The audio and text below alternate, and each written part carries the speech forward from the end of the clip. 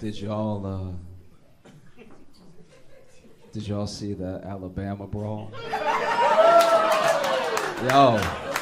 Yo. Who knew Wakanda was in Alabama? That was crazy. That was wild. So many people came out of nowhere. That shit was like Black January 6th. That was like... That was crazy. If you didn't see the video, if you don't know what I'm talking about, I'll explain it really quick. Basically, there was this one guy. He was an employee of the place, right? And he was like asking these people to move their boat, So it was a black employee, but he was asking these people who happened to be white that had the boat to move their boat, and they wouldn't move the boat. I don't even know if this part is true, but I heard that the riverfront boat that was waiting to dock had been waiting for like 40 minutes because these people refused to move, right? So finally, he just keeps going, like, you gotta move the boat, you gotta move the boat. They get out of their boat, they're cursing at him, and he's not backing down. He's like, you have to move the boat. I work here. You have to move the boat. And then they just keep cursing at him. Finally, they put hands on him, and then they start fighting him. And he did his best. He held his own for quite a while. So it's not like they beat his ass, but they were clearly ganging up on this dude, right? And, a lot of people, as soon as they saw the video, they got upset. I got upset when I thought it was going to bum me out, just seeing like 5 white dudes ganging up on this like middle-aged black dude and everything. And some people were upset about the racial part immediately. But I'm not going to lie. I was distracted. I wasn't. I didn't hate these people because they were ganging up on them and they were white. I hated them because they had a boat. You know what I mean? This isn't just a race thing. These rich fucks with a boat are trying to beat up a working class person. It's insane. Made me furious. And then they started fighting them, and then like other people came. And, a lot of black people already saw what was happening. So then when the riverfront boat docked and other black people who saw what was happening, they all just swarmed. It looked like, like that one episode in Game of Thrones where, they were losing, but then just more just came down the mountain. It was like, I was like, God damn, okay, wow.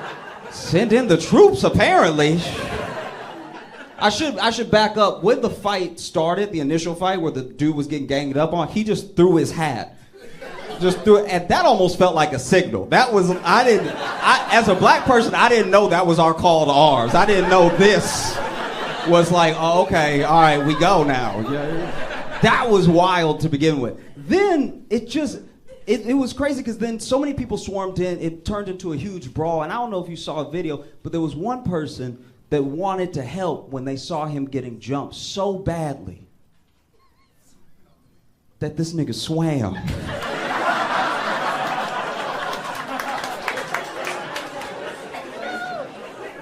Jumped in the water. From the camera angle, we don't know where he came from. I'd like to think he came from Africa. I'd like to think he started swimming 6 weeks ago in preparation.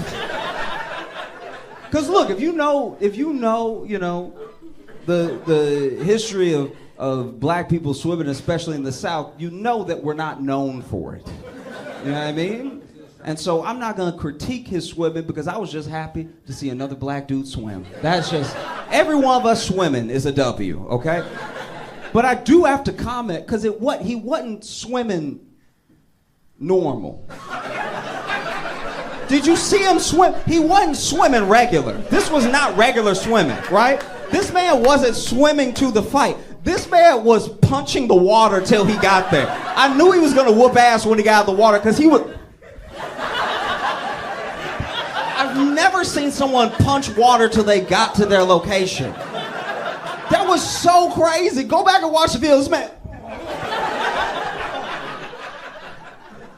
punching with horsepower. Like, I've never seen anything like it. And then he gets out of the water, starts whooping ass, everybody whooping ass and everything. So you know that those white people, when it started fighting, then started more fighting, you know they were relieved when the cops got there, but they must have been conflicted, because half the cops were black. Like, that's a situation where even when the cops arrive, you're like, ooh, whose side are you on? Because I was kind of doing a thing before you got here. You know what I mean? Honestly, that's what's so wild. Because I think also I've tried to put my mind in. I've tried to put myself in the mind of each person that was in the video in a way. Do you know what I mean? Because that's a terrifying thing. To get jumped is a terrifying thing. Then the person swimming. Then I'm just trying to think about every angle that I could think about it from. I'm not gonna lie.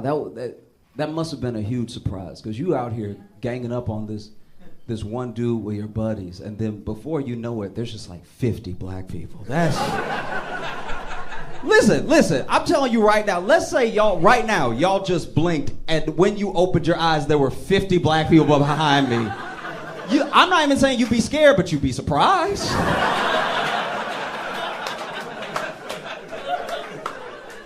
You'd be like, wow, that was fast. That's all you'd say. You know?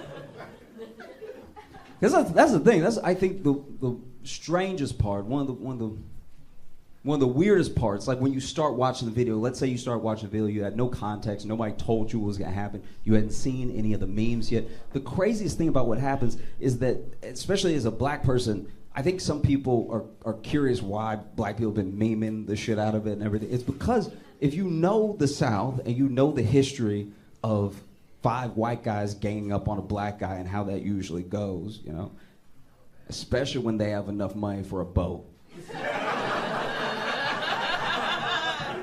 Usually doesn't turn out well, you know what I mean? And so this was a different thing. This is a different outcome than we've ever really seen before, you know? Because I'll be honest with you. Let's say we're in a different time and there's no camera phones and they were able to leave before the cops got there. They would have just beat up that dude and left. You know? And that's my thing, where it's like, okay, yeah, whoop their ass, we all laugh, we all celebrate, whatever, but like, fuck up that boat. Like, fuck up the... What are you doing? Like, bust up the bow or something. Like, rip a rudder out, please. I do think that would hurt them more than the ass whooping. They just be standing there and looking like skippers. Not the boat! You know? I used to work at a grocery store. In a bad neighborhood. This is a terrible job. I lived in Chicago and I worked at this grocery store. It was horrible, right? And the thing I hate most about working at a grocery store is not good is the security not good.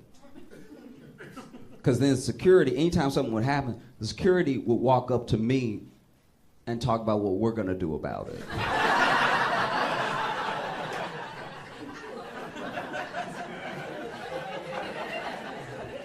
Bro, I do this.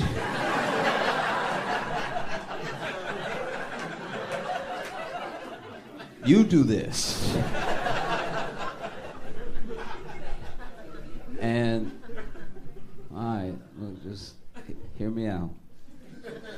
There was a guy who would come into our store, and he didn't come in often. It'd be like once every 2 months, maybe even once every 4 months if you were lucky.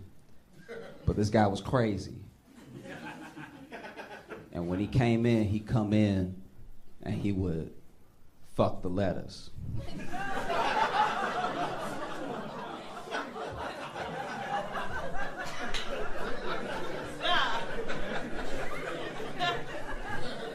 I know you're wondering how, let me explain.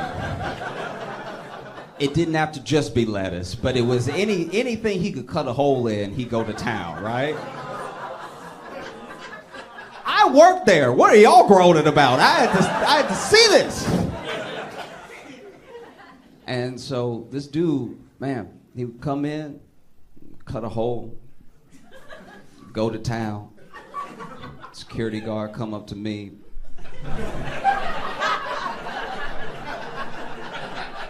Security guard came up to me one time and was like, he's back.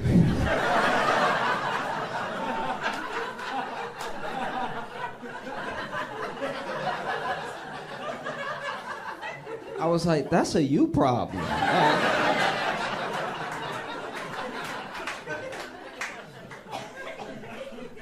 And I don't know. This like dude was clearly not all there in the head and everything, but yeah, he would just come in, he'd catch a melon or something like that, and just make juice. Like this dude was. I know. But a security guard came up to me and was like, "He's back, so I'm gonna need your help." I was like, "All right, what do you need me to do?" And he was like, "So we're gonna walk on either side of him, right? We're gonna walk, so he's here, we're gonna walk either sides, we're sort of like, you know," and he was like, "I'm gonna need you to run interference." And he said it like it was a real thing. I should know what that means or whatever. Like, and so we get to the point where we're both walking either side of him. And he looks over at me. This dude is distracted. This dude doesn't know what's going on in the world. This dude is fully with the lettuce, right? And locked in. And the security guard go. And I'm like, what does that mean? Like, he's acting like he gave me a plan. There's no plan. I don't know what this means. And so he's like,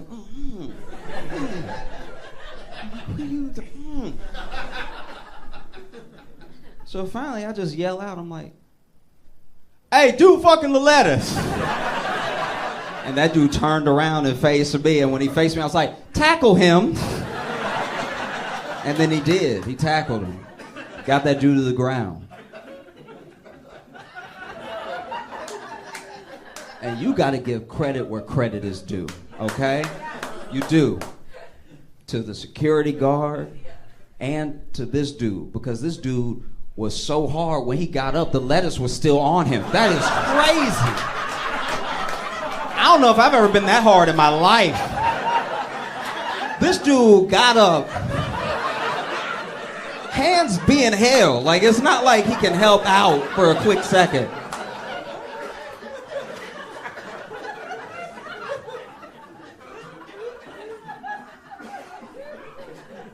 Terrifying.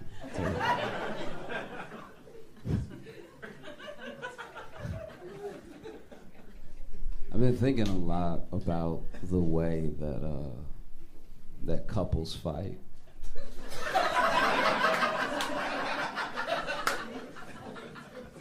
Do you know what I mean? Like the way, just the tactics we use, and like, look, I want to be clear. I truly believe this. I've even said on stage before. Everybody is doing everything. Don't like listen to people getting in your ear. Everybody's doing everything. Everybody gaslights. Everybody, you know, all this stuff like that.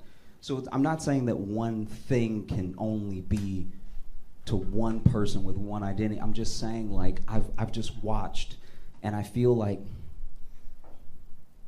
I just don't like fighting in a relationship, because I date women, and women wait. It's terrifying. Women will let you think you won a whole fight, and then it's coming soon.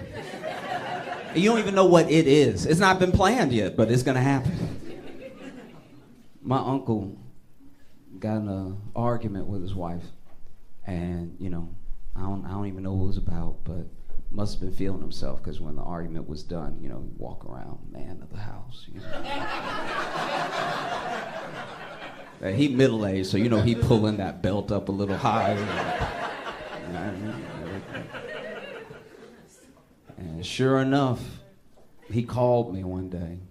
This is apparently weeks after the fight. My man calls me, and he's like, "I'm gonna need you to pick me up.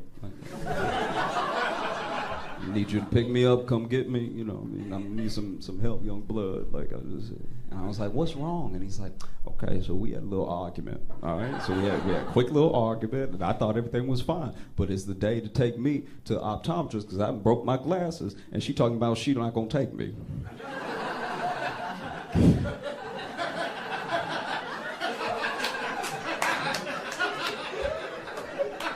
And I told her, I'm like, "Baby, I'm blind. Come on now."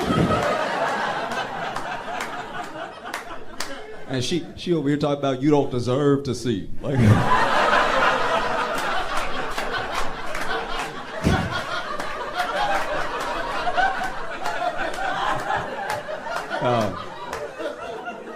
Y'all have been phenomenal. Thank you so much. I'm Josh Johnson. Denver, Colorado, make some noise for Josh Johnson.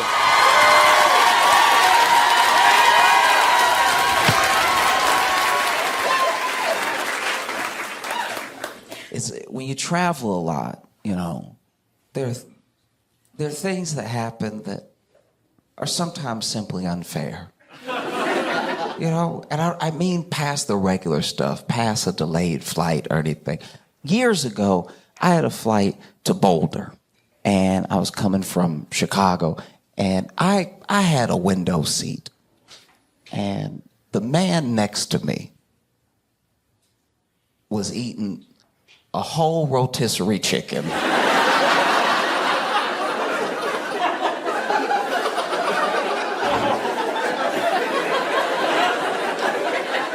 And when I say whole rotisserie chicken, I want you to understand, you know when you go to the grocery store and you see with the bubble, it was that. This wasn't just some chicken, it was a whole chicken.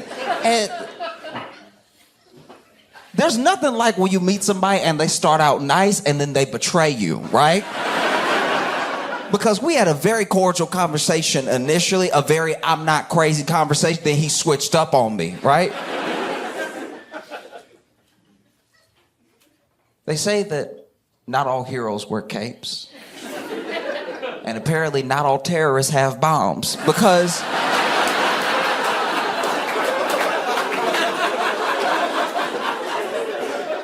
the way it started is basically my man was in the middle seat, and you always have to be nice to the person in the middle seat, because if they're in the middle seat, their life is not going well right now, okay?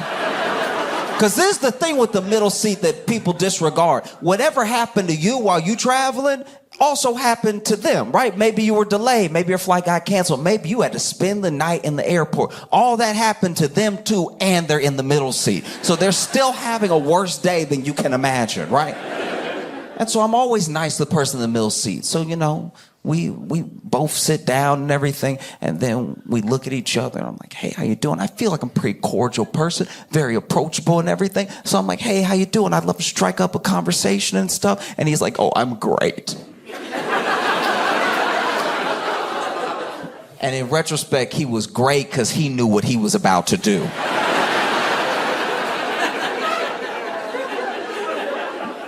And then we just started chatting, right? He was like, why are you flying to Boulder? I'm like, oh, I'm going to do a show. Why are you flying to Boulder? He's like, oh, I'm going on business. I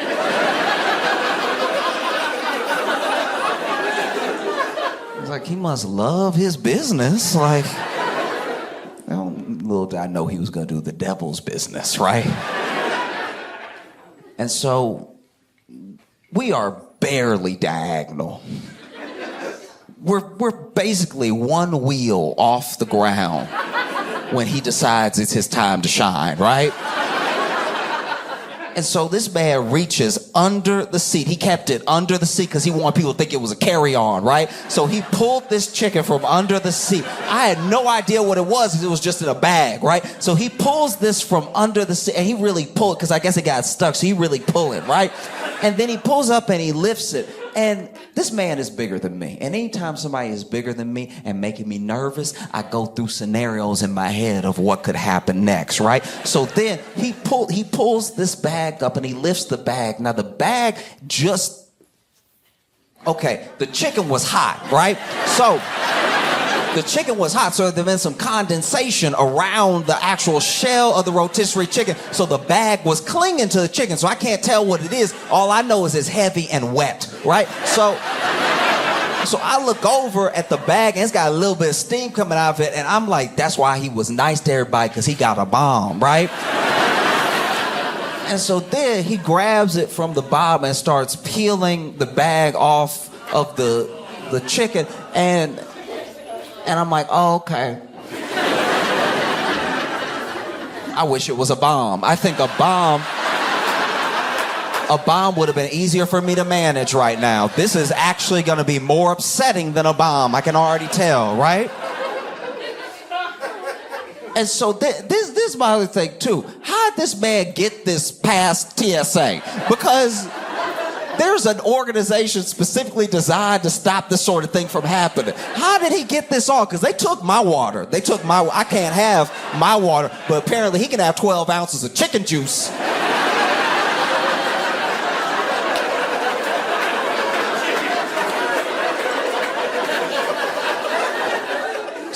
So then he holding it up, right? And I'm not gonna lie to you, even when we were just chatting and stuff like that, I thought he smelled like chicken when I met him. And I felt crazy, because I was like, who just smells this much like chicken? I've never been around anybody before who and when I say he smelled like chicken, he smelled like he was the chicken, right? Like he smelled like he had just danced out the oven just now, right? Like he had chicken cologne, right? And so then he's got the bag, and usually I'm a very like live and let live type person, right? Just let everybody do their thing as long as it's not harming anybody, right? And I don't like when things are like exclusion just for the sake of being exclusive, just for the sake of other people not being able to have it, right? Like we made it this price so some people can't come. We made it this price and what. But I will say, I do like, we need to keep planes plane prices, because when planes are bus prices, bus behavior comes to planes.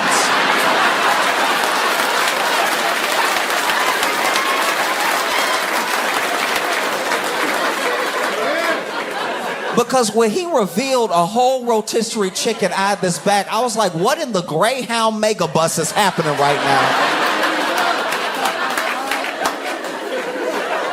This is not behavior for the air, right?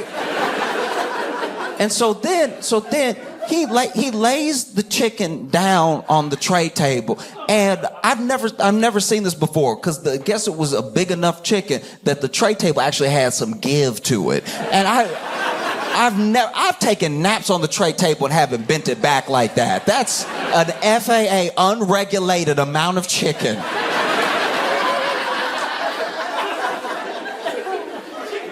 And I'm not gonna lie, as soon as I saw the chicken, as soon as I saw him put it on a tray table, I tried to dissociate right there. I was trying to go somewhere else. I was like, ooh, like, I was trying to be anywhere else but right here, because I even put on my noise canceling headphones and just tried to pick a movie and just not be a part of what was happening right now, right? But okay, I've got them on, right?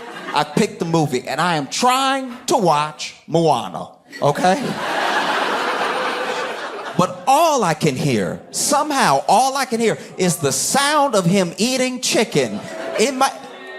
Babies can't get in here. Like, and when I tell you, this is how you can tell it was like premeditated too, because this chicken was still very, very hot, which means he got it right before the flight. That means he went to Albertsons and got a full rotisserie chicken, then was like, well, I have a flight. I don't think that's what happened. I think actually he was on his way to the airport, and he was like, I'm making good time. I got that pre-check. Let me make a stop by Albertsons on the way, pick up a snack, right? And so this man does not have a fork, because a fork would have got him caught, right? He just has the chicken on the tray table, and he is eating it with his hands like he is Henry VIII.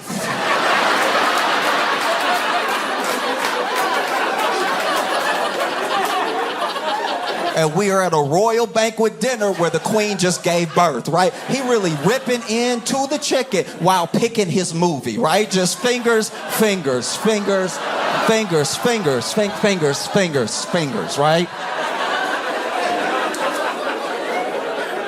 And so in my head, I'm like, what do I do? Because somehow this isn't illegal.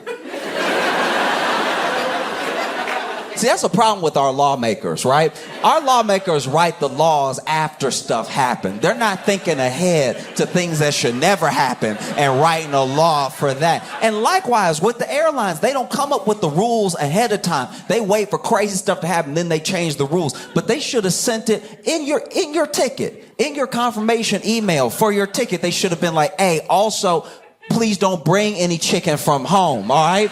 We have all the chicken you need. The airport got you, okay? Because I don't remember this exactly, and maybe I'm not being fair, but I'm pretty sure the airport we were leaving from had a Popeyes. So he had access to chicken, but he wanted his own chicken, right? He was like, oh, they do it all apart and stuff. Let me get the whole thing. And so then I'm like, I don't know what to do. And so all right. I'm not proud of it. And I want to be clear, I didn't do this right away, right? Because even when he pulled out chicken, put it on the tray table, we are here. Like, he acted quickly. But by the time I did what I did, he had got down to the bone, okay? So he had a little bit of breast, a little bit of wing, a little bit of thigh. He had a good amount of his chicken. It looked like a crow had got to it by the time I did what I did, okay? But basically, I was like, I can't do this. I can hear it. I can't stop hearing it, right? And so I just pretended to fall asleep, right? Waited a little while. Even gave a couple, right? Because if you do the pig snores, people think it's a deep sleep, right? And so I pretended to sleep. And like, this is my thing. You probably experienced this. When you have somebody, maybe you're dating somebody and they sleep over for the first time and you see what type of sleeper they are, right? Because some people are like little squealers. Some people, some people are snorers, like, right? Some people are thrashers.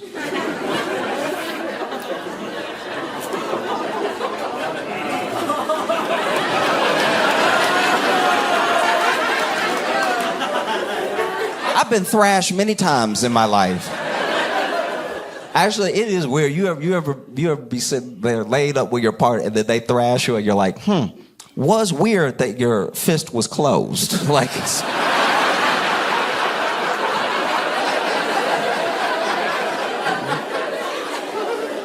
But anyway, I'm pretending to sleep, right? I even hit him with the right? And then just after a while, I wait a little longer, and then I'm like,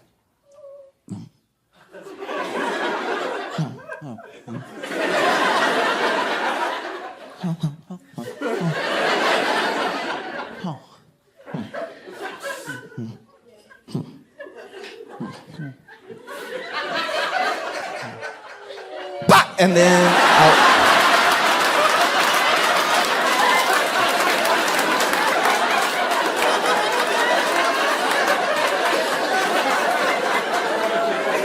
and I had to like open one eye a little bit to make sure I really got the chicken, right? Because I didn't want to miss, because you don't get another chance, right? Like, if you miss that first time, he start protecting the chicken and everything. So, you know, I opened my eye a little bit and I cleaned that chicken. Like, I Tiger Woods that chicken. So then the chicken flies off the tray table across the man in the aisle seat, right? I forgot to mention, there was someone else who witnessed this entire thing. I'm actually very interested in what his perspective was, because he didn't have headphones on, so he heard him eating the chicken in his ear. And I'm telling you right now, if it was bad for me, it was horrible for him, because the sound of a grown man eating a rotisserie chicken with his hands does sound exactly like a dog eating a person. It's just as horrific. The sound will never go away, right? I can hear it right now, right? And so then chicken shoots across him. It hits the tray table not the tray table, the armrest of the other aisle seat, and then it hits the ground, where I think it had some bounce to it because it still was mostly intact. So it was going to move like a chicken would move, right?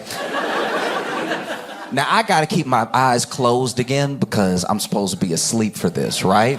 But I do hear a muffled scream through my headphones, and I don't know what it was, because once again my eyes are closed. So I don't know.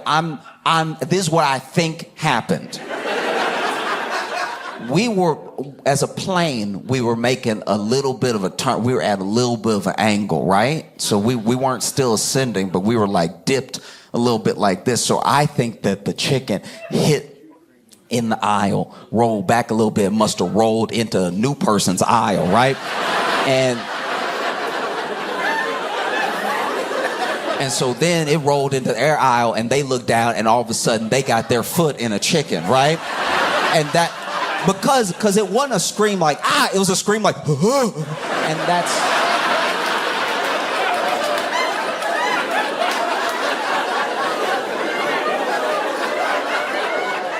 And that's, I mean, any one of us would do that. If you were just on a plane and you were minding your own business, all of a sudden your foot was in a chicken with the bones in it. Like, your foot is in it and it's not coming off. It's a shoe now, so it's not coming off, right? We'd all be like, And so then I hear him through my headphones. He's like, what the hell? Like, he screams, what the hell, right? And so then I gotta pretend to wake up. So I'm like, oh.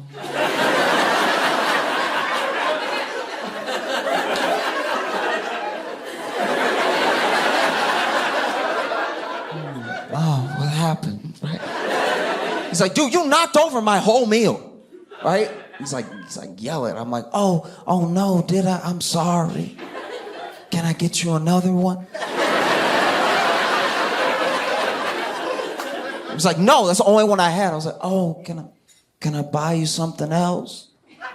He's like, no, I don't want anything. Just watch the... He's like, oh, I'm so sorry. My bad.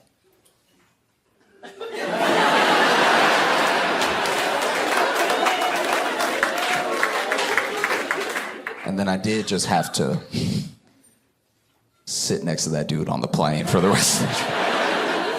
I've never had anyone shoot me dirtier looks than this. He was just looking at me the rest of the flight like...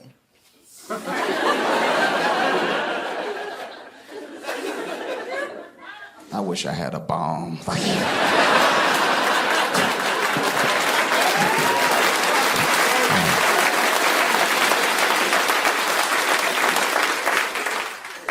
We're really in it now, you know?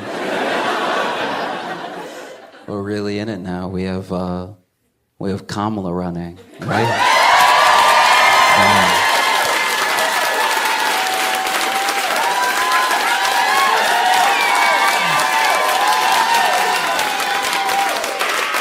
You want to know the wildest thing about Kamala running is I saw her first like 2 campaign events, right? And just to have somebody talking regular.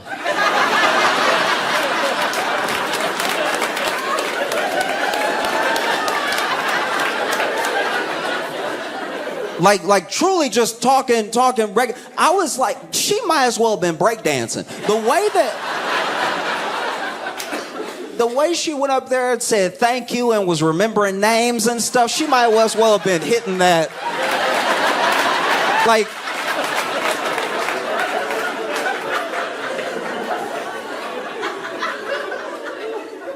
yeah, it's wild. You know, because some people say that, you know, they don't see Kamala as president, but I see Kamala as president because I thought she already was president, right? And what I mean is, when Biden dropped out, I got a notification on my phone, and the notification on my phone was from a news outlet who worded the news very poorly in the headline, because I was at home and all I saw was Biden's gone, Kamala's in.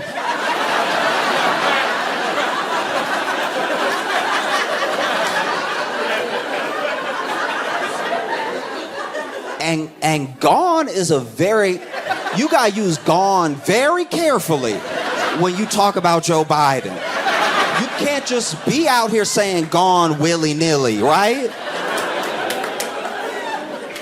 And so when they said gone, I was like, oh, that was the COVID he got. Like, he got the real one then. If he gone, oh no.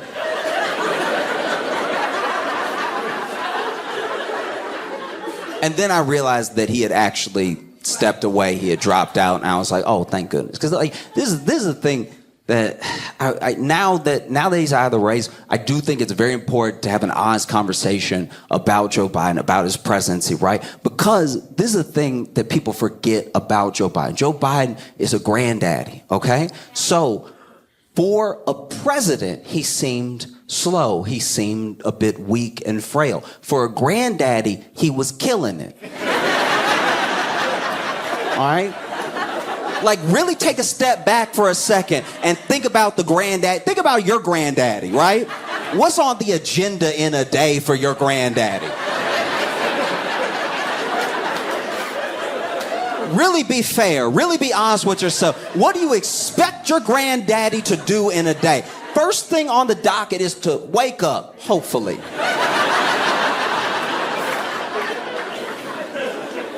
Second, have some jam. Tell some stories. Yeah, like...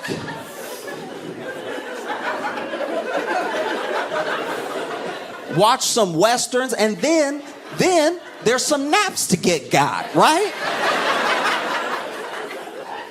You don't fly your granddaddy on 13-hour flights and then make him talk to a whole country and then be like, he doesn't seem up to the job. Like...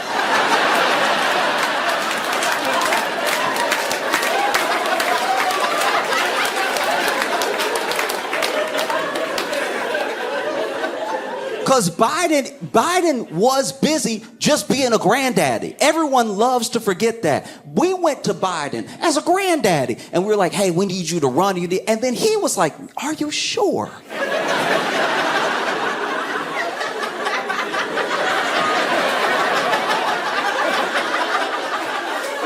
And we were like, yeah, we think you're the only one that can do it. Please run. And then he ran, and then he won. And then for 3.5 years, nobody did any homework.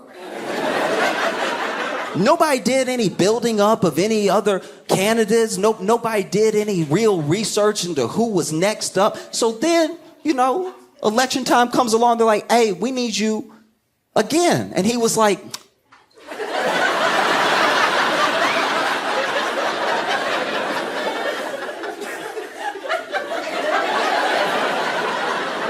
I'm more granddaddy now than I was before.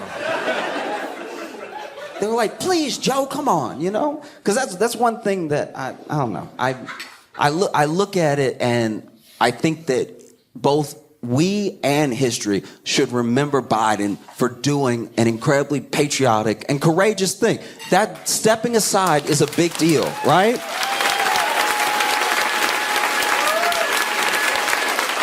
And I want to, it's something that I hope he always knows that we appreciate. For better or for worse, we appreciate it because, some people wouldn't have done that. Some people would have let their ego get in the way. Some people, because this man told the world, he met with world leaders and told them, guys, I'm running, I'm going to win, it's going to be fine. And then he had to drop out, right? Dropped out on a Sunday in a tweet.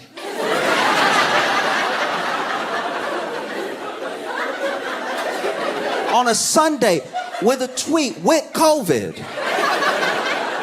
And I'm not gonna lie, maybe I'm not being fair and that's okay, but I was furious at Biden when he got COVID.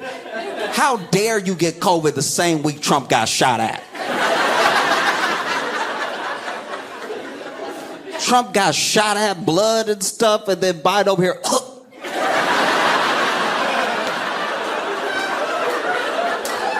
I was furious.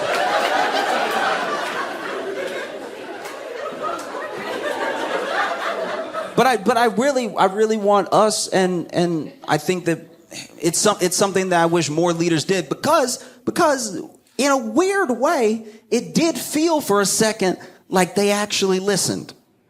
Because we had been saying, we were like, guys, I don't feel great. And then something happened. That almost never happens. This is America.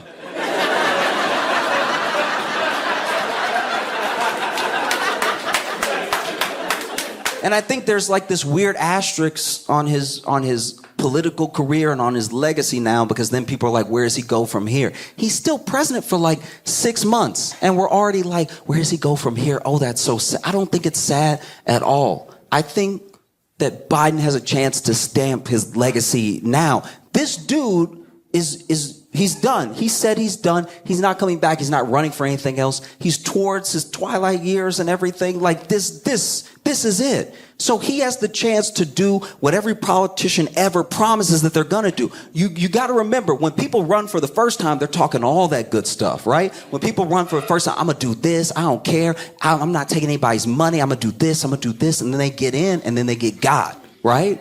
Then all of a sudden they're talking like an assistant manager zombie. They're like, well, we have to really look at the votes. What'd they do to you? But Biden doesn't have that. He has to worry about a second term. He doesn't have to worry about next position. This dude could have the most radical presidency for the rest of the time that he's in office. He has months left to exact some of the craziest change you can imagine because he's never coming back. This is it. This is what people wish our politicians had, right? Because you don't know who somebody is until they put in their 2 weeks.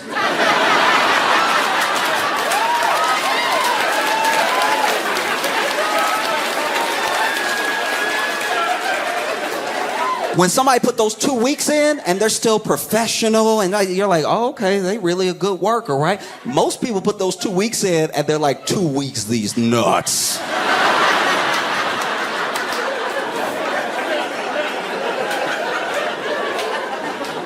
Dude, Biden right now has the power to just go ahead and just drop executive orders like mixtapes. This dude could just straight up say, hey, everybody gets free lunch and come and kill me.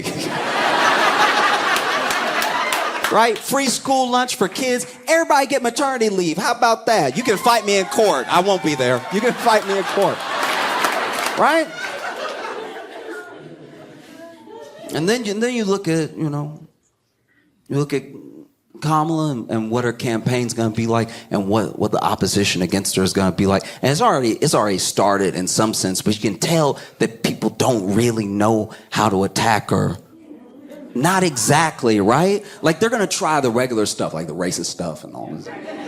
She'll get some sexism. Don't worry, she'll get some sexism. But like really attacks, like things that make you go, ooh, I don't know about Kamala, right? They don't know. And you can tell they don't know because okay.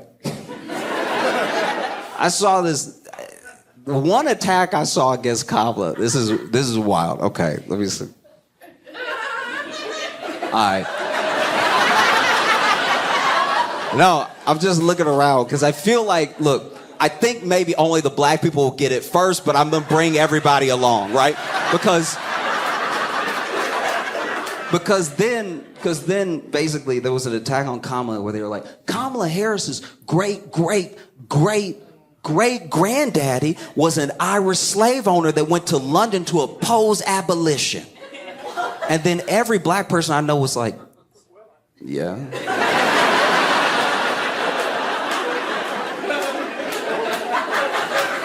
Sorta checks out. There's a reason it's her great granddaddy and her great grandma wasn't mentioned. And if you know, you know, right? That's what's so crazy to me is that I'm not saying Kamala's the perfect candidate at all. And I, she said herself she's going to have to earn and win your vote and everything, and she plans to do that. But I will say the last time somebody had to go back to the 1800s to attack a candidate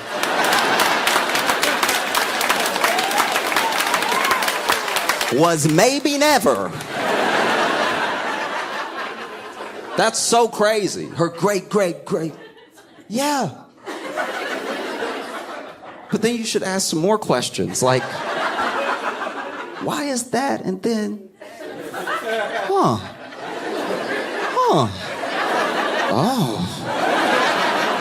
You know what I mean? Because the only people that caught it are the people who really understand slavery. And that's the thing that's so crazy, is that Republicans are trying so hard to attack Kamala, they may accidentally teach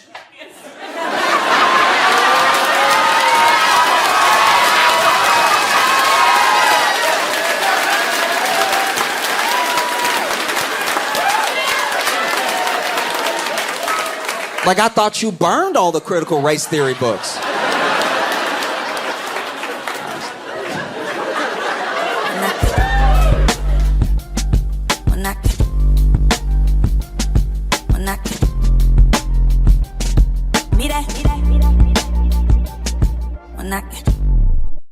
You ready for your headliner? Yeah. I want y'all to put your hands together for Josh Johnson.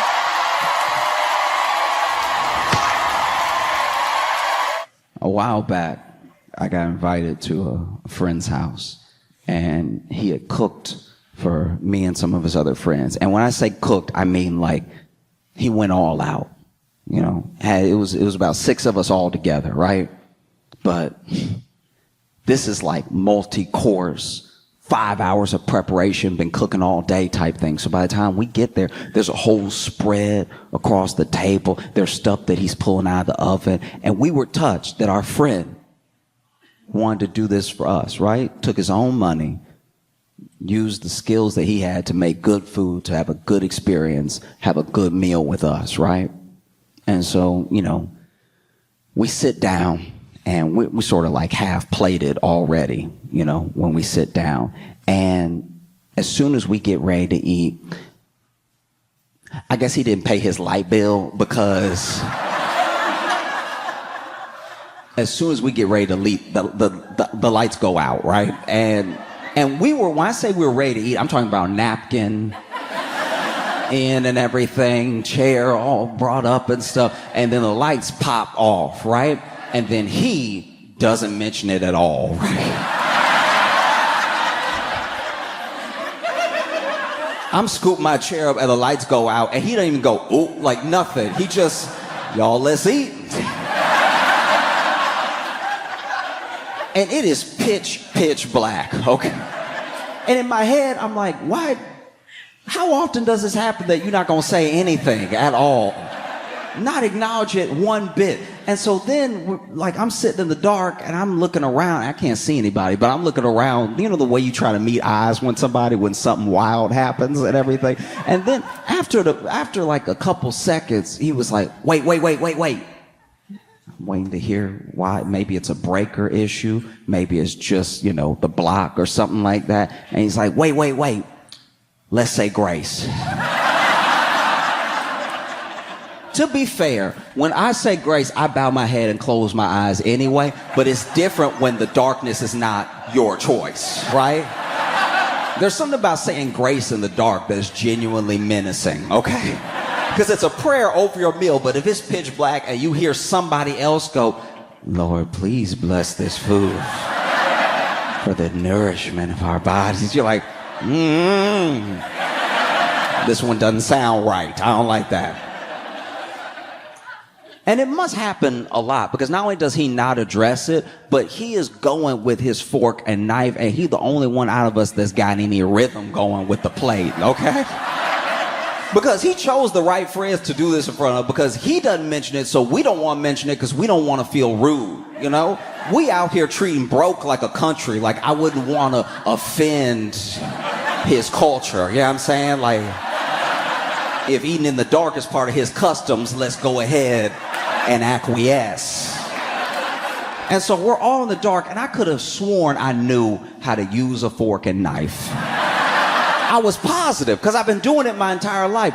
But it's not until you're in the dark that you realize, at least me, I have no idea where my mouth is, because we already had some peas and carrots and some mashed potatoes on the plate, right? But like I said, this is all like Thanksgiving style and everything, all family style. So a lot of the dishes are in other containers on the table. So I'm just trying to start with what I have. So then I go to scoop up some mashed potatoes and then I stab myself in the cheek, right? So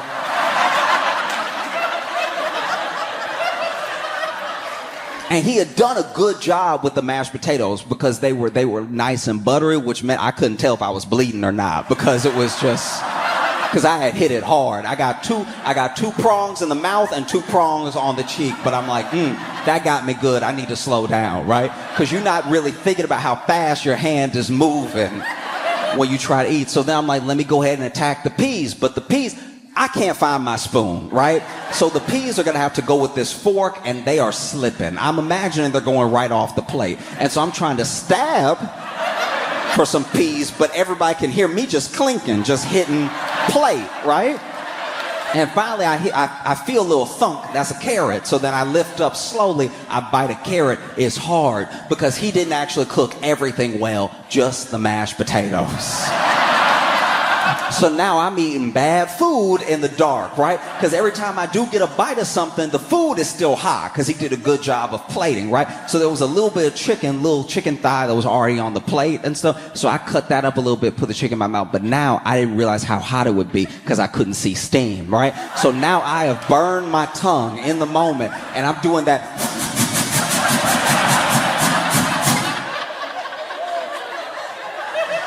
And I'm not the only one, because he is the only one hitting any of this with rhythm. Yeah, I mean, like his fork, you can tell his fork slicing where it's supposed to slice, that he's scooping where he's supposed to scoop and everything. And everybody else, I'm assuming, is just making noise, because there are some, I don't hear any chewing. So I feel like the person next to me was just like,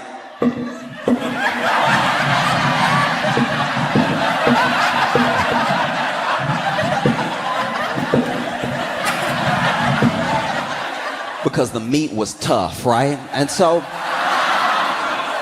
then, like I said, it was like Thanksgiving family style and stuff. So then our host pops up, is like, I forgot some of the cranberry sauce. Let me go up and get it. And for as adept, okay, he gets up and all we hear is,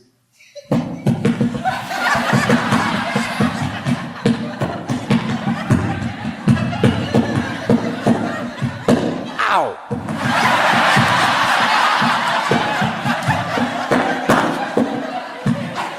I'm back. And so I know that I'm making an attempt to eat. I'm doing my best, right? But then apparently someone else is, because from the other side of the table, I can hear someone, because once again, it's family style. I hear somebody, hey, sheepishly, hey, you don't need to whisper, it's just dark. Hey, real quick, okay. Sorry. Can somebody pass the green beans?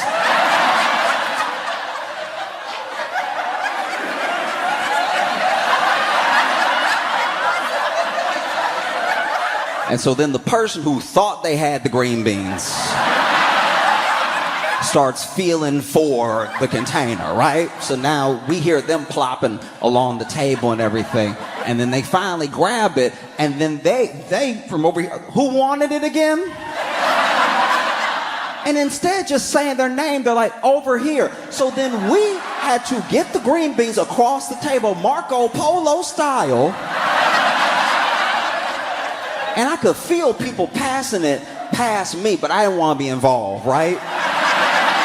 I didn't want to have anything to do with this whatsoever. And so then I can see, I can't see anything, but I can tell that the person to my left is trying to reach for it from the person from my right. And so I'm like, I don't need to help, I just need to lean back. But because they can't see, they lean forward and just grab my face.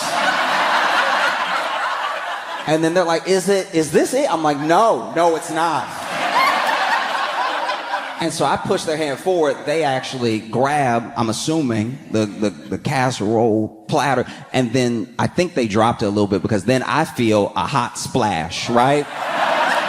So I get a hot splash, boom, right on the face. And I'm just like, oh.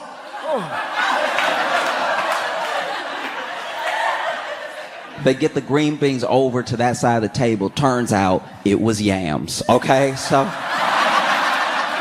And when you go to take what you think is going to be green beans and it's yams, it's a texture you'll never forget, right? No one was ready. And so once I get like hot splash, because it was whatever it was, it burned a little. I was ready to go, and it had been some time, you know what I mean? Like most meals only take, 15, 20 minutes to really eat until you get full anyway. And it had been however long it had been, I don't know. And so I'm ready to go, but I don't want to be the first one. So then I'm not good at it, but I try to throw my voice a little bit like, Well, this has been so great.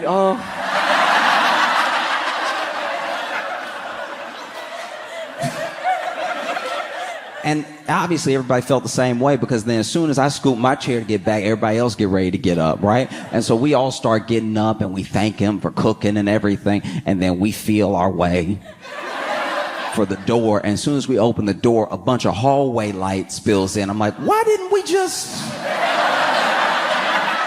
This was wholly unnecessary. And so I go to leave, and as I'm leaving, I pass a mirror in his lobby, which is the first look I get of my face.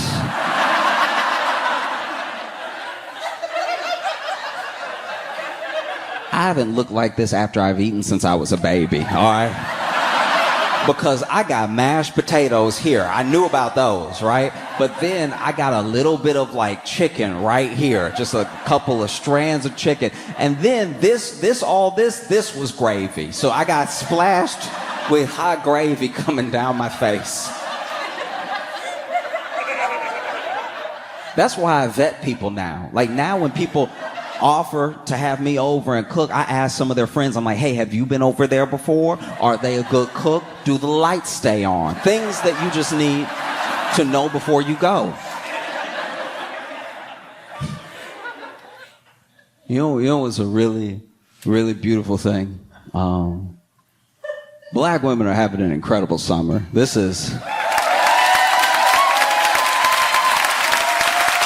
phenomenal, right? Like just in the Olympics, Lauren Scruggs is the first black woman to win an individual medal in fencing.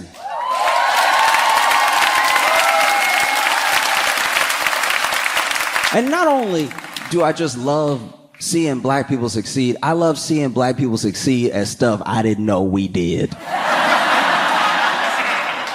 So if you don't know what fencing is, because I didn't know. It's basically when people cosplay Bridgerton, all right?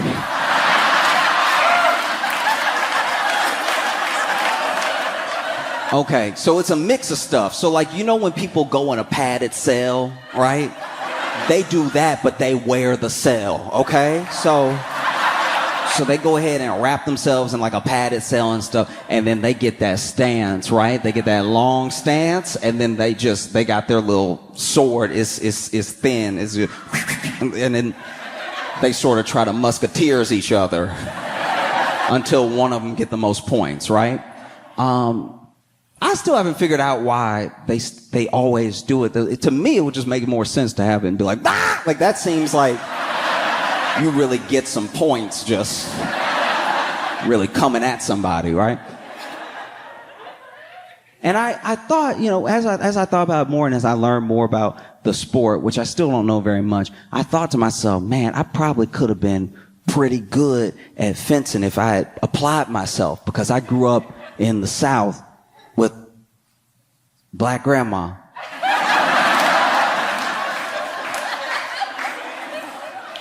So I'm used to the sound of... Because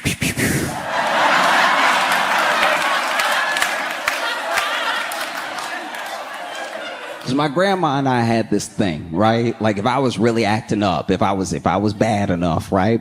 She would tell me, go outside. There's a dead bush, and go ahead and pick your switch. And if you don't know what picking a switch is, if you were born after Child Protective Services,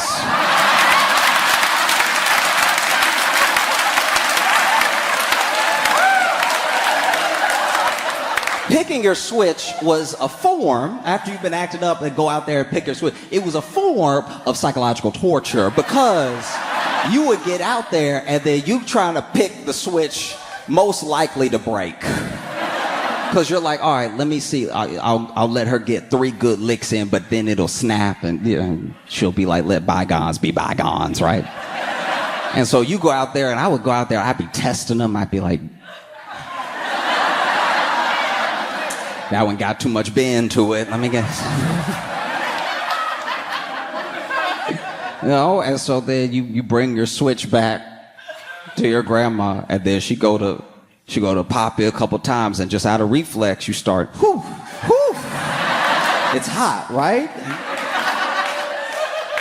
I think if my grandma had whooped me just a few more times, I really could have been a medalist in fencing. Like, I could have been like...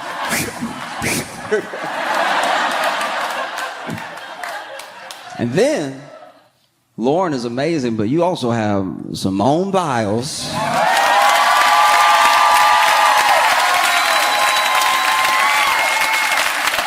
The most decorated gymnast of all time. She won again today. I thought they were done. She won with the vault. A lot of people are amazed at how high, how elegantly, just the way that she moves through the air, the strength that she has, the grace in her movements and stuff like that. And some people are surprised at how high she can go and all that stuff. I'm not at all. I'm surprised that she comes back down to earth. Because when I saw just a picture of her doing the vault, and when she flew, I was like, y'all, she gone. She going to space.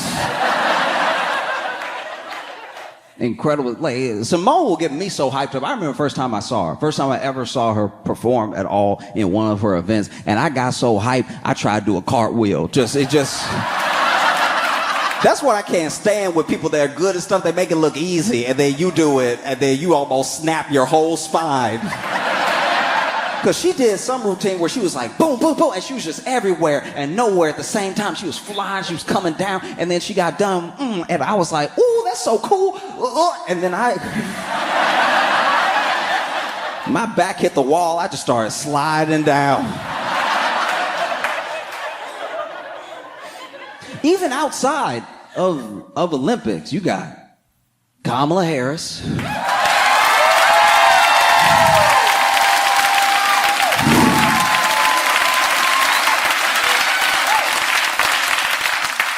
Joe Biden steps aside, Kamala takes up the mantle. She is a presidential candidate and everything. And, you know, when she enters the race, she's actually polling slightly higher than Biden was, right?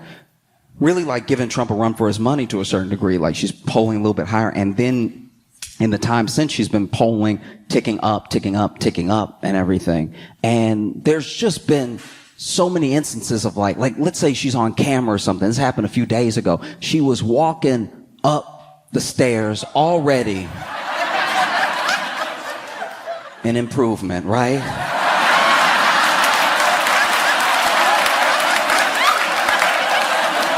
She was walking up the stairs to the plane that was waiting for her, and a reporter yelled, right? A reporter was like, oh, I'm like trying to answer, get her to answer a question. And she turned, because she heard him, she turned.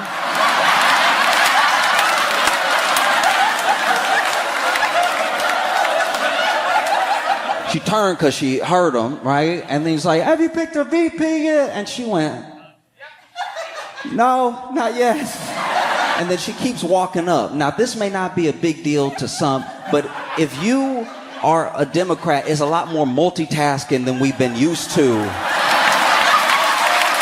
in a long time. She can walk, she can hear, and she can talk at the same time. That's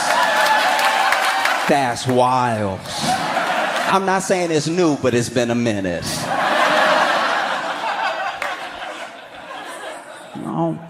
And just when it felt like her campaign couldn't get any more momentum, Trump went to the National Association of Black Journalists.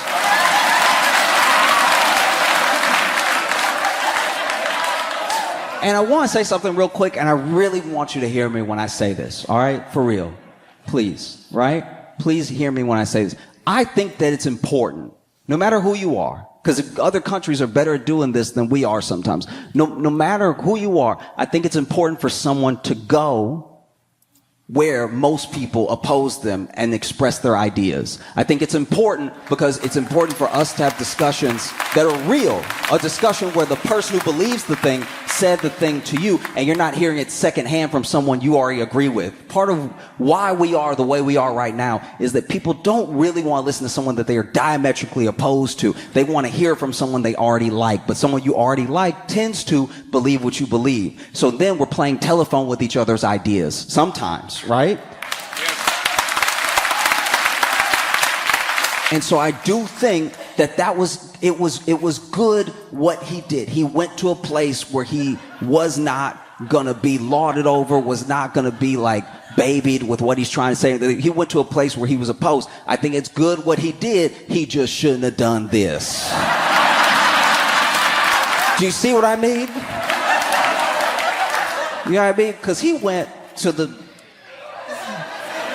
National Association of Black Journalists, and this is my thing. A lot of people didn't really talk about this, but they were opposed within the group if he should come or not. There were some people that were like, we shouldn't platform him. I can't believe y'all are even inviting him. And there were other people that said, hey, look, this is a presidential candidate. We need to hear out whatever it is he has to say because he could potentially become the president. So you had both those ideas bouncing back off of each other, bumping heads. And then you had me. I was in a very particular camp, which was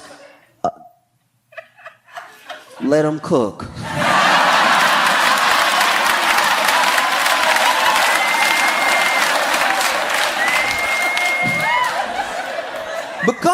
Because, you know, this dude rolls up and pretty early on, I say first 3 minutes, this dude said she was Indian and then one day she just turned black.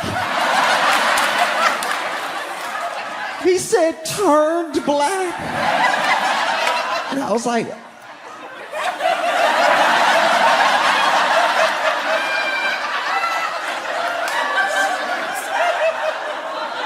Donnie, what else you got? That's a little while later, he hit it. He hit it. I didn't know if it would come up again. I've been waiting. He hit it. He was like, the immigrants are coming and they are taking the black jobs. I've been wondering what a black job was since the debate because he said it at the debate and nobody called him on it. Nobody caught it or anything. Black jobs. And then one of the women up there, because it was 3 women interviewing him. 3 black journalists were interviewing him. And one was like, sir, what is a black job? And then he was like,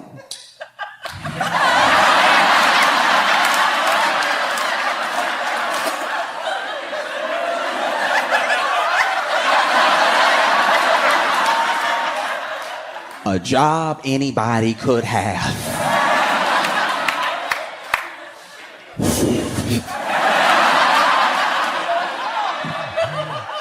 You know, and look, I don't know Kamala. I don't know anybody on her campaign or anything, but I know that they had to be watching. They had to be watching that the way that we watch Powerball.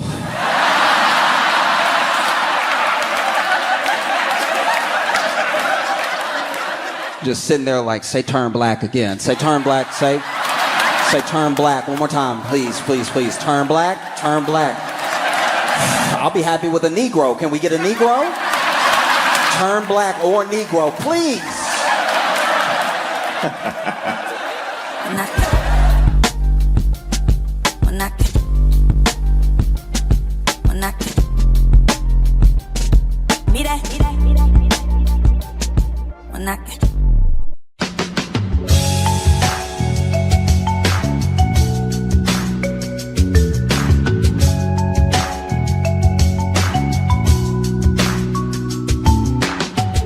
Welcome to the Josh Johnson Show. I'm Josh Johnson, joined by my co-host, fellow stand-up comedian Logan Nielsen. Logan, how you doing, buddy? I'm doing well, man. How are you? I'm doing all right. I think I'm just at this point where I'm fed up with a lot of things. Like I think that I don't think I'm crazy. I don't think that I'm a crazy person. It's great that you're saying this in kind of a whisper too. No, but like, Hey, listen. I don't think I'm crazy. Okay, I don't think I'm crazy. No one can tell me that I'm crazy. So basically, kind of off the cusp of what we talked about before on the Patreon and stuff like that. I've been going to the gym, and I've seen increasingly there's just a wave. There's an epidemic in this country at this moment of people. Two, I think. Of people who genuinely want to be bigger people than they are. Like, I know my body size. I know my body type. I know that the best thing that I can do is gain about 10 pounds. I gain about 10 pounds, of muscle, and I hold it for the rest of my life. I'm doing really well, because I'm not a tall enough guy to be a big guy. That's not who I am. Right. I'm not a huge man. Okay. So I don't lift like a huge man would lift.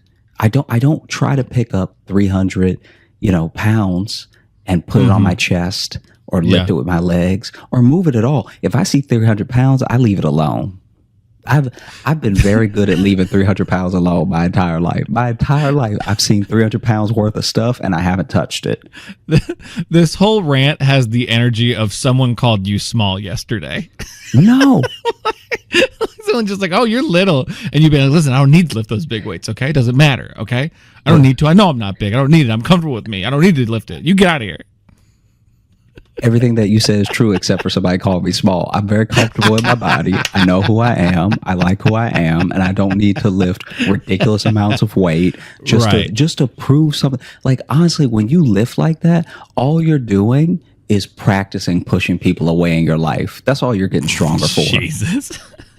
That if you are pushing 500 pounds, I bet you could push a sibling away. Well, so now I want to be clear now too. Are you against anyone just trying to get bigger that way, or are you mainly just coming down on the people who clearly are trying, but they're skipping too many steps? I'm coming down on people who lift wrong. There's a lot of people out here that are like, if I moved it an inch, I did the whole rep, and that's not life. Yes. Well, that's like when we watched, if you ever watch those videos, we've watched a couple of the gym fail compilation stuff. And yeah, we just did a thing on Patreon about it a little bit. And it's like most of those people who like fall down right away or pass out, it's because like, yeah, your body doesn't want to do that. Your body shut down because you decided to skip from 200 to 300. So there was this man in the gym. That this is also a very dumb thing to have happen because it's wholly unnecessary because even the gym wasn't equipped for it. Okay. So the gym doesn't have like a trap bar, right? It doesn't have one of those hex bars that so I went to this gym and it's very minimal, right? And this person took the long bar, like the bar for, squatting and bench pressing and everything. And this person, I don't know what his plan was. I really don't. But this is so stupid. And I should have just been recording him. Anyway, so because that would be the next step of evolution in the show. Because now I have to explain a thing that's so dumb. I'm going to sound dumb saying it. So but that's going to be fun for me. So what he did was he took the 2 bars that are for squatting or bench pressing, and he put weight on either side of those bars. Then he stood in the middle of each of those bars and tried to pick them both up, like he was standing in a hex bar, which if you don't know what a hex bar is, it's a way for you to deadlift where the bar, instead of being one long strip, it's all around you. It's a hexagon around you. This man took a bar here and a bar here and put weight on either side of them and then was trying to deadlift them up each. To explain it, it's as if he took weightlifting bars, but like he put them down like skis.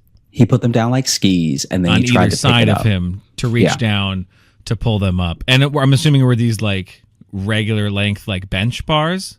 Yeah, regular length bench bars, which is insane. Wow. So then the confidence that you will be able to balance that perfectly. So then with only your wrists, this dude then stands up. So he does do the rep. I'm not I gotta give him full credit. He did the rep. But what he ends up doing after that is each bar in his hand starts like swinging. Like it starts like swinging one side. That so now he's shifting his weight to try to balance them, which you don't even have to do. Jesus. You did the rep. You did the rep.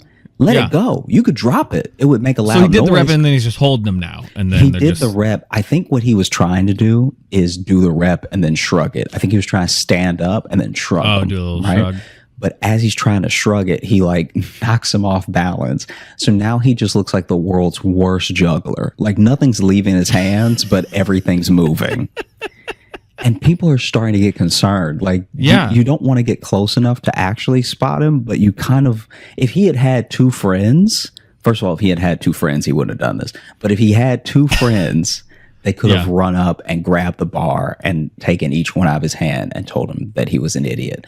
But because he doesn't, he's just sort of swinging both bars and then is turning as he swings because now he's truly off balance. Right? It's like those videos you see of bridges that go crazy, you know? Yeah, those bridges that and wobble and they just freak the hell out. Yeah.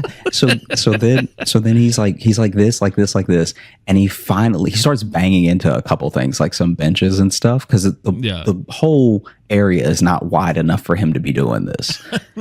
And so then he bangs into a couple things, and he finally is like, I should set these down, and you can see just I should stop. You can see the strain on his face as he's trying to set them down while they're also uneven, and he just refuses to drop them because I guess that would be in poor taste. And so he finally sets them down. When he stands back up after that, if you want to call it a rep, he is so genuinely lightheaded. Like, bro, I could see it. I was like, this dude wants to pass out. This dude wants to pass out so bad. And if nothing else but the sheer like a man's ego is an incredibly powerful thing. For sure. An ego will give you the strength to lift that, but it will also remind you of how embarrassing it would be to pass out to the point where you force oxygen into your brain so you don't pass out. This dude was wobbling. He wobbled to the water fountain, and then he stayed at the water fountain for quite a while and then just didn't drink any water. This dude is leaning on the water fountain for strength. Because he knew bending over the rest of the way would take him down. That's where his body would give up to actually get to the drink.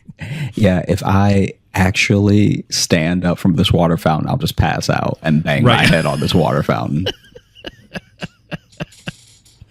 Wow. I do wonder sometimes. Like, I don't go to the gym often, so that's why I don't know a lot of gym stories when Josh brings it up. But there is always there's always people. And did this guy too seem like actually kind of in shape too? No, he was in shape. That's why he didn't need to do that. And that's always the mind blowing part too. It's always really in shape people. But you see everything they do is a buck wild choice. And obviously that's not how you set that up. Don't do it that way. Don't ever. And you're like, how did you avoid injury long enough to get in good shape? It's like they seem like they got lucky for so long and you're catching the one. Or is that every time? Does this guy feel like he's about to pass out every goddamn time? And in his mind, he's like, man, that's a hell of a workout. One rep makes you want to pass out. Can you imagine almost passing out and then having to, in your head, go, oh, one. Day's just getting started. Yeah. Set one, rep one down. I also love the... it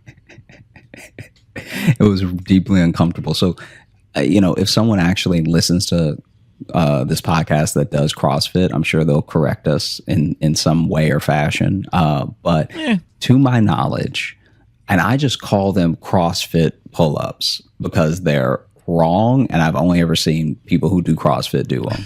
Okay. Have you seen the pull-up where you're just fully using momentum to get the next rep. So it just looks like you're chest bumping the bar, like you're just riding. Yeah.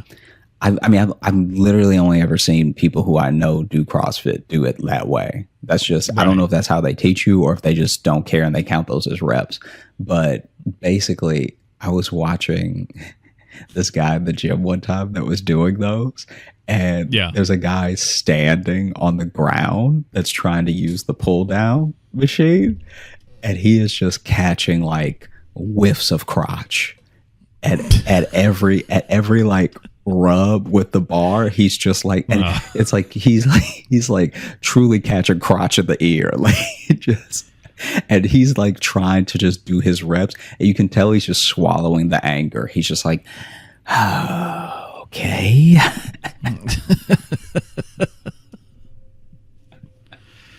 Huh. Yeah, I don't know how more people don't just die in gyms, to be honest. It's such a weird, the concept of a gym is wild because you pay me the money and then you just free range. You can just go. But that doesn't mean you know how to work out. Like, no, God, no. I've even said that on stage before. I was like, you just took my money. I haven't graduated any program or anything. Yeah. So now I've just given you money to be allowed to hurt myself here. Nah, you're good. Go in there. Throw around all those big, heavy circles. You got it, bud. I believe in you. Yeah. Here's a sticker. Yeah. And for $25.99, I'll believe in you a little bit extra every month with one of our specialized trainers. Yep. And I'll be here every week in my polo doing this. Giving a little thumbs up at you. And then once you walk away, I do not want to fucking hear from you again. Once you're in there with the big dangerous stuff, I don't want to hear from you. Get in there. Fuck it up. My my friend in Chicago. Do you remember when I was in Chicago, I was at that Export Fitness? I remember you talking about it. Yeah. Okay. So I joined this Export Fitness gym when I lived in Chicago. And it was like, if I had been thinking and if it had been any other time in my life, I wouldn't have done it actually. Like you join that gym and they want all the money up front. There's no monthly plan. At least while I was there was no monthly. Oh, so like for plan. the year you pay they want up front for a yearly year cost? And a half up front. Damn. And it's wild. And then their January special, their like promotion that they do is that they'll give you, they say they're giving you like 4 months up to 6 months free. But you're not. That's just what you charge. And you're like if I divide it, I didn't save anything. You know what I mean? Like maybe the promotion goes away, but it probably comes back. So this is just what you charge at this gym. Like don't act like you're doing me some huge favor. Right. I said all that to say that when I was there was one guy who would always roast me because he wanted to train me. And so his sales tactic was to just belittle me every time he saw me. Oh, yeah. You told me about this guy. Yeah. So he would just roast me hard. He'd just be like, what's that, extra small? Like, just like everything about my shirts, about everything. And I was just like, nah, it's a regular no, small. I'm comfortable with my size. I don't need to be in here lifting this heavy stuff. Yeah. So this happened recently, everybody. And this dude was torn, right? This dude was like Terry Crews levels torn. And he'd just be like, hey, I see you in this gym. I see you moving around. You can move a little weight, but you guessing.